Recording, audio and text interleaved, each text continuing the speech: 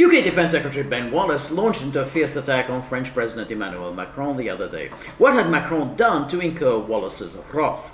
Well, the French president had the temerity to rule out France's using nuclear weapons in Ukraine. A French TV interviewer had asked Macron whether he would respond to Russia's use of nuclear weapons in Ukraine by firing off nuclear weapons of his own. No, Macron answered.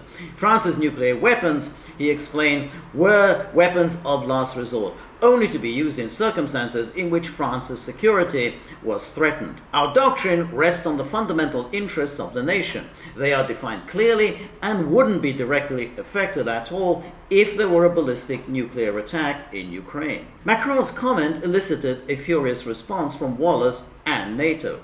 Macron, cried Wallace, has, quote, revealed his hand, unquote.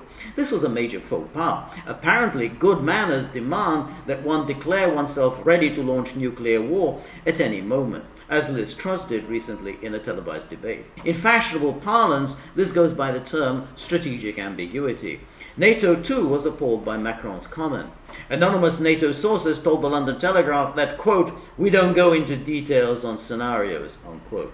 Macron was, of course, not saying anything new. He was reiterating France's traditional nuclear doctrine, according to which the country's nuclear forces are kept at the minimum level necessary for the, quote, extreme circumstances of self-defense, unquote. France takes no part in NATO nuclear planning, and its nuclear weapons are not assigned to NATO.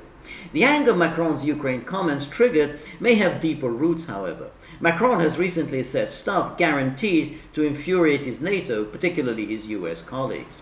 In the wake of President Biden's nuclear Armageddon warnings, Macron pointedly observed, we must speak with prudence when commenting on such matters. Macron infuriated Washington even further when he complained about the exorbitant prices the US was charging Europeans for liquefied natural gas. You're super, Macron mockingly addressed the Americans. You supply us with energy and gas, but we can't go on paying 4 times more than the price you sell to your industry. That is not exactly the meaning of friendship.